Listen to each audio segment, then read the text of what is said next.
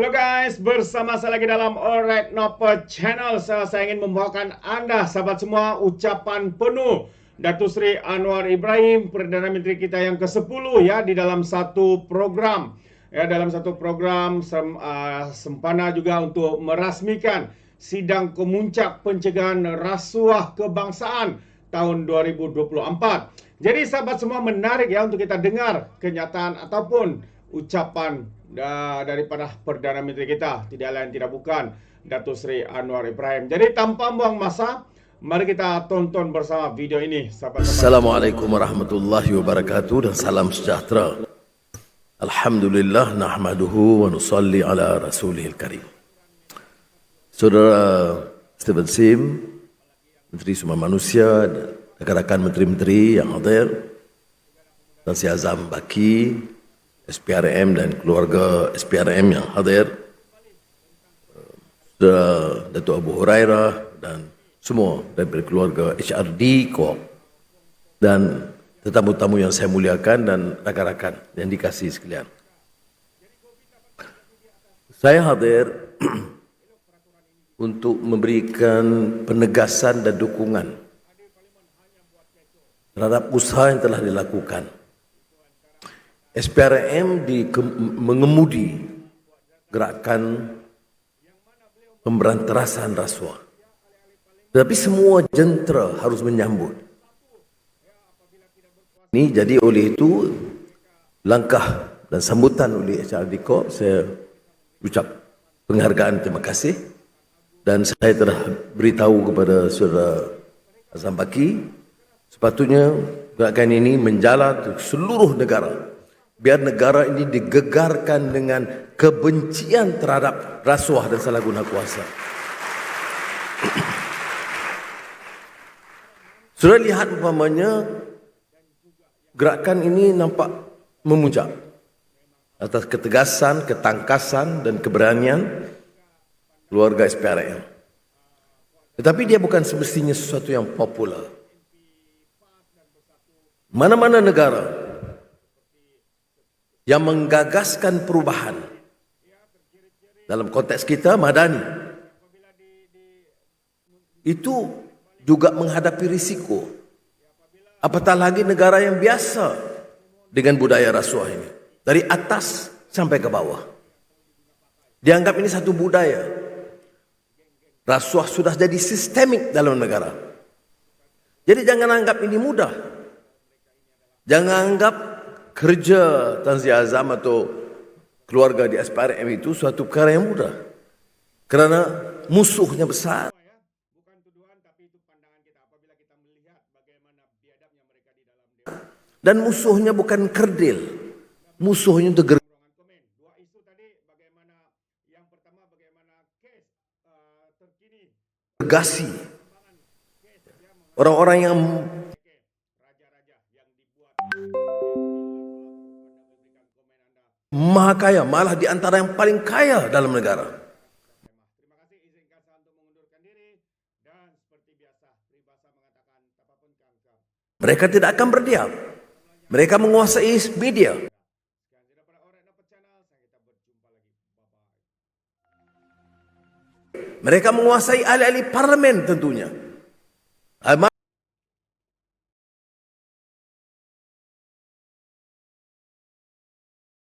Malahkan pengaruh parti. Ada di antara mereka mengasaskan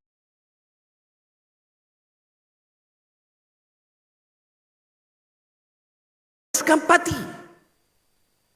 semata-mata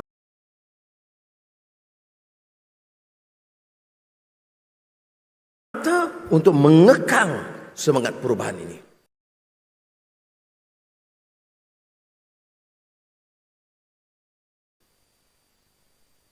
Dan kerana mereka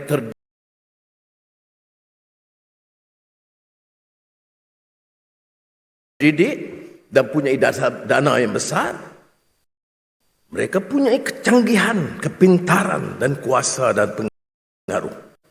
Sebab itu waspada. Kita ada pilihan dalam negara madani untuk berundur atau melangkah terus, membujur lalu melintang patah. Saya pilih membujur lalu melintang patah.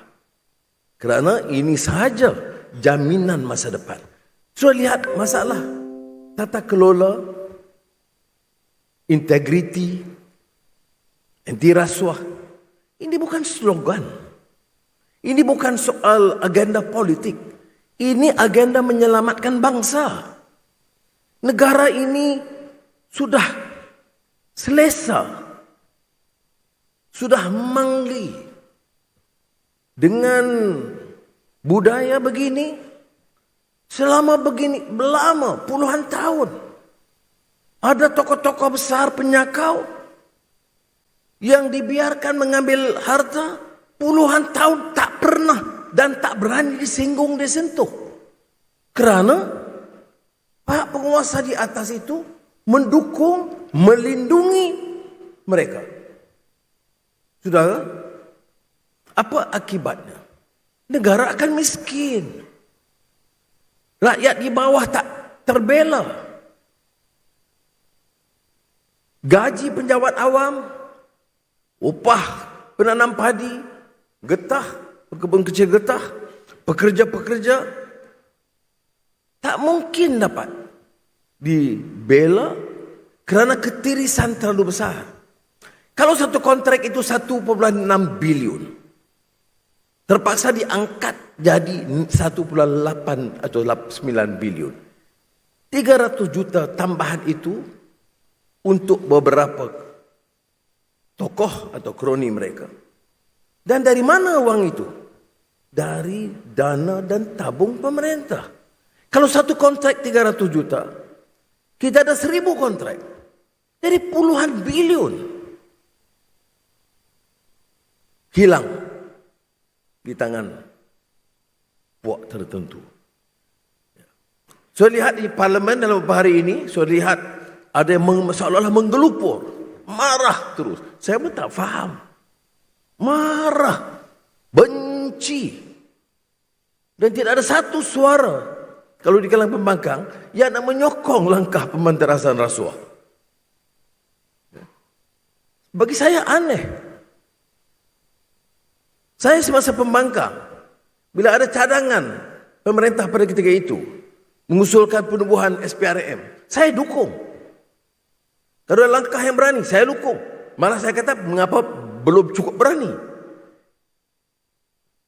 Dan kalau sudah lihat dalam media sosial, istilah penyakau itu paling ditakuti dan dimarah dan digeruni oleh setengah puak. Saya hairan. Padahal amalan penyakau itu menyeluruh. Baru-baru ini ada tindakan SPRM terhadap salah satu tokoh besar yang dianggap di kalangan paling maha kaya. Belum ada suara dari pembangkang yang menyokong. Malah ada yang membela. Dia kata Anwar ini belum habis dengan dendam kesumatnya. Ini cerita lama. Saya nak tanya saudara. Kalau hari ini saya kumpul 10 bilion masuk poket saya dan saya gunakan untuk memperkayakan diri, keluarga dan harta seluruh dunia.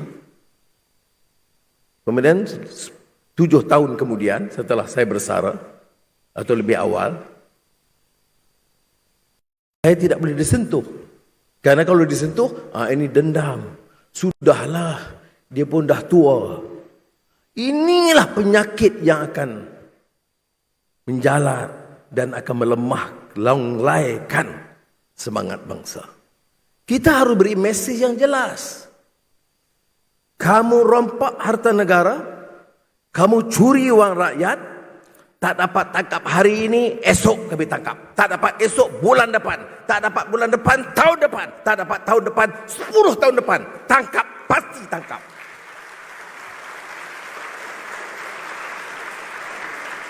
Barulah boleh negara diselamatkan, saudara. Kita hari ini menanggung hutang 1,5 triliun ringgit. Kalau kita lihat kontrak sebut saja. Jana Wibawa, tiris. Spenco, tiris. Projek tempatan banjir, tiris. Minyak mentah, Minyak masak ni pun disakau juga. Diesel bocor. Jadi negara apa ini? Dan oleh itu pimpinan tidak ada keberanian. Semua kontrak terus saja. Saya beritahu rakan-rakan saya menteri ramai di sini. Saya kata kerja menteri ini bukan meneruskan, menilai, mengkaji, menelurusi cara terperinci apakah proses itu telus, apakah bersih, apakah tidak boleh dijimatkan. Dari semua hal, beli mesin, beli kereta, beli ubat, apa sahaja, teliti supaya wang rakyat diselamatkan dan pulang kepada rakyat. Bukan untuk pulang memperkayakan kita, tidak. Pulang kepada rakyat. Sebab itu saya kata pelarasan gaji tidak dikaji 10 tahun. Ini masuk 12 tahun. Tapi pemimpin-pemimpin dari maha kaya belaka. Gaji penyewa awam yang setia dan sokong dan kerja bertukus lumus, ada sebagian kecil yang kurang, ya betul. Itu kita akan teliti. Ya. Tapi majoritinya kerja dengan baik, tapi tidak ada pelarasan gaji. Tidak ada yang kuasa mengkaji. Seperti mana lazim berlaku tiap 10 tahun. Saya warisi sistem hutang berlunggu, defisit masa itu 56%. Alhamdulillah dalam 1 tahun kita turunkan defisit kepada 5%. Ya. Tetapi dalam kurangkan defisit, tangguhkan beberapa projek raksasa, saya masih bersama KSN, KPPA dan jemaah menteri memutuskan akan terus melaksanakan pelarasan gaji tahun ini juga kepada penjawat awam. Ya. Tapi sudah harus kerjasama. Tolong selamatkan negara ini. Halang agensi-agensi, jabatan-jabatan dari meneruskan kebocoran. Lapor sesiapa yang melanggar. Baru boleh kita serahkan pada SPRM untuk bertindak. Ini bukan kerja SPRM sahaja. Ini kerja kita. Dengar, lapor. Jangan fitnah. Jangan khianat. Tadi Saudara Stephen Sim beri pengajaran dari leluhur bangsa. Era Kesultanan Melayu Melaka yang agung, yang hebat.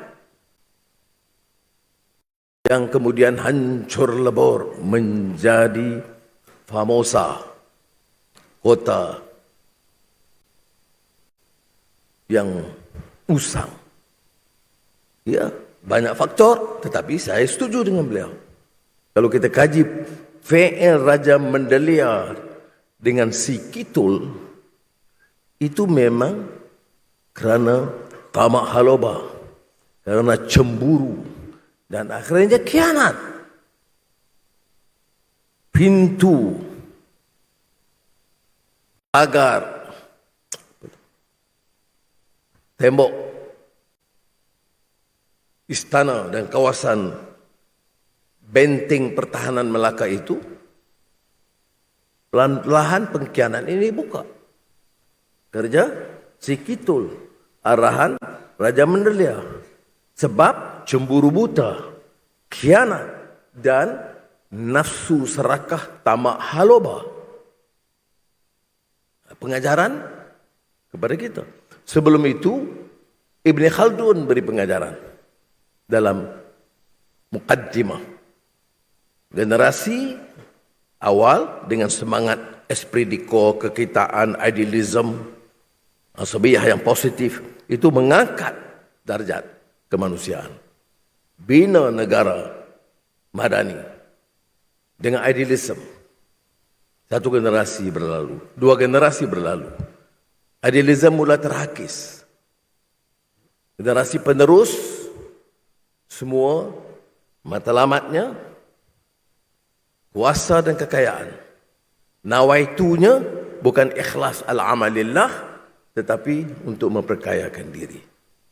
Maka rasuah, penyalahgunaan kuasa, megah-megah dengan kehebatan dunia, hubbud dunia, maka terhakis, maka akhirnya luntur semangat, idealism, dan runtuh tamadun. Di barat juga ada kisah-kisah begitu. Gibbon, Decline and Fall of the Roman Empire, bagi gambaran yang sama. Idea Ibn Khaldun itu mempengaruhi sejarawan Amerika, Arnold Toynbee, yang menulis tentang cyclical theory of civilization. Civilizations grow, achieve its height with splendor and glamour and success in most fields, but would degenerate and fall due to arrogance of power, endemic corruption, and decadence, moral decadence. Jadi kita kena belajar adalah itu, saudara. Dan saya sengaja singgung hal-hal ini sebagai satu pengajaran kepada kita. Dan menyatakan bahawa ini bukan suatu perkara yang mudah. Seorang ahli political ekonomi terkemuka dulu dari Sweden, Gunnar Myrdal, mula menulis Asian Drama, karya yang menggemparkan pimpinan Asia dan sarjana Asia pada ketika itu. Gunnar Myrdal, Asian Drama.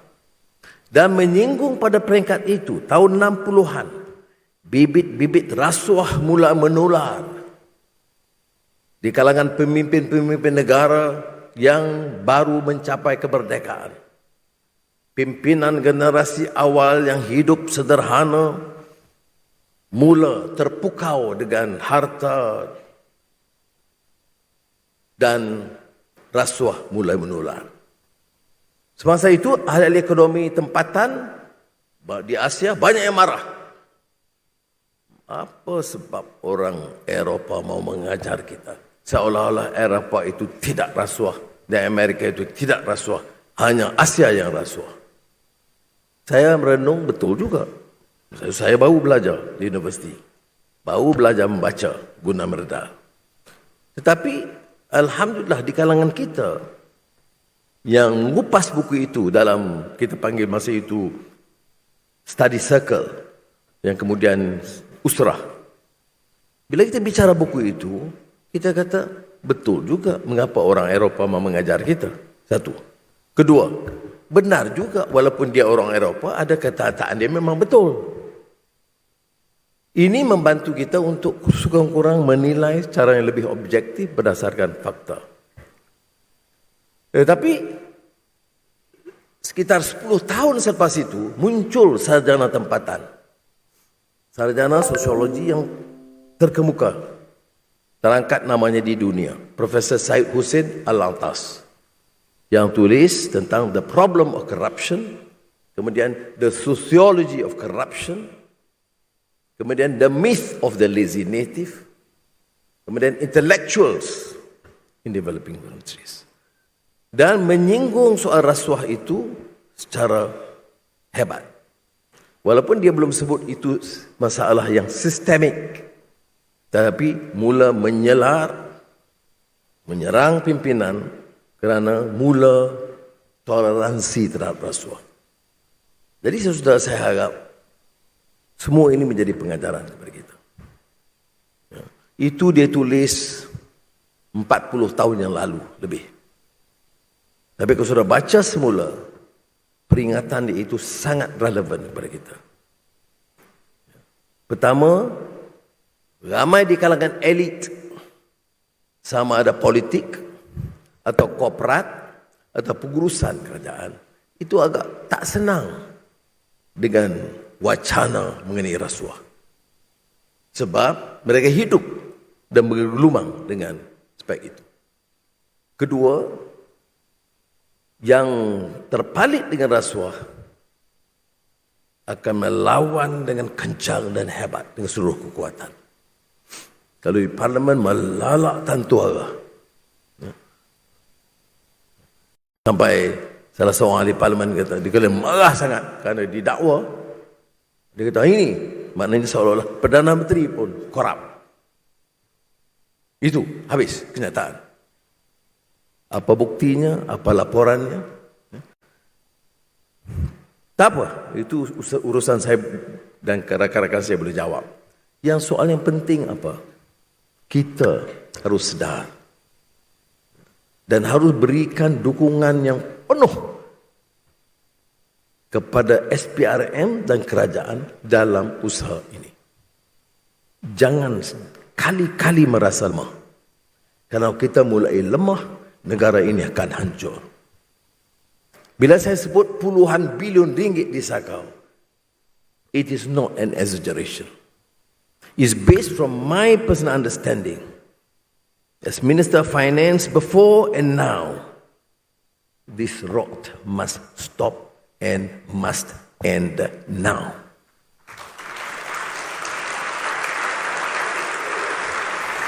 Jadi saudara-saudari, sebab itu saya cadangkan pada SPRM, saya tak tahu seberapa HRD Corp boleh bersama untuk mengadakan juga acara yang sedemikian di seluruh negara dan membicarakan apa dia rasuah.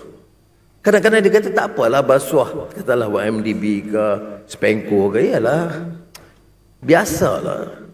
Dia jadi Menteri Kewangan tak rasuah, bodoh lah. Jadi Perdana Menteri tak kaya, ya, tak cerdik. Jadi tapi kita apa kesal dia, tak ada apa-apa. Ini mana kefahaman dan rasuah itu sangat mendatar dan dangkal. Dia lupa bahawa puluh bilion ini sampai kepada 4-5 orang itu sepatutnya hak mereka. Itu disconnect ini kena diberi faham. Tan Sri Azam kalau ceramah, kalau di negeri, kalau kita bagi tahu tu konsep-konsep, dia tak dapat tangkap. Tapi kena bagi tahu berapa hilang 2 bilion. Sepatutnya sampai ke mana? Allowance penjawat awam. Baru dia faham.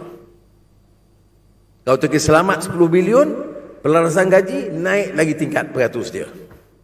Tapi kalau rugi terus 10 bilion, daripada patut nak naik kata 10%, turun jadi 5%. Baru dia faham, oh ya tak ya. Okay. Termasuklah projek-projek orang miskin, beasiswa, universiti dan sebagainya. Jadi saya harap program seperti ini penting dipanggil National Anti-Corruption Summit. It must render a strong message and meaning that this country and this Madani government will pursue this agenda without fear of favor.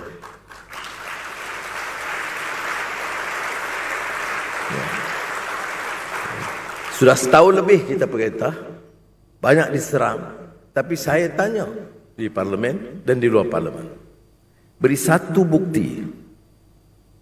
Menteri, Perdana Menteri, sekarang dalam tindakan mereka, kalau ada yang rasuah, tanya Tan Sri Azam.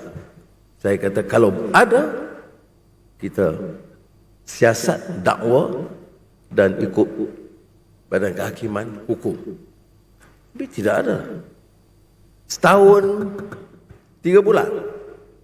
Saya salut juga pada rakan-rakan, kita dapat berikan imej pimpinan yang bersih dari rasuah.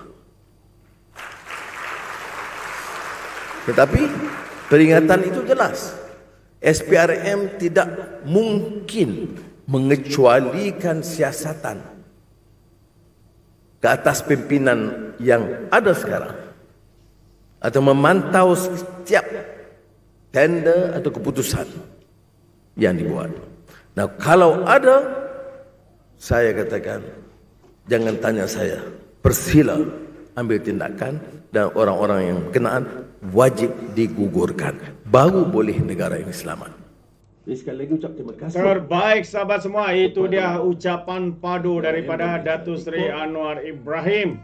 dengan intipati yang penuh penegasan, khususnya dalam menangani korupsi yang kita lihat memang satu yang amat merugikan kerajaan dengan ketirisan, penyalahgunaan kuasa, penyelewengan dan sebagainya. Sahabat-sahabat semua, bagaimana pandangan anda? Anda boleh berikan di dalam ruangan komen. Terima kasih. Izinkan saya untuk mengundurkan diri dan seperti biasa peribahasa mengatakan tapapun kangkap dua ton keinginan. Dalam bahasa Melayu, tepuk dada, tanya selera. Sekian daripada Alright Nopper Channel. Kita berjumpa lagi. Bye-bye.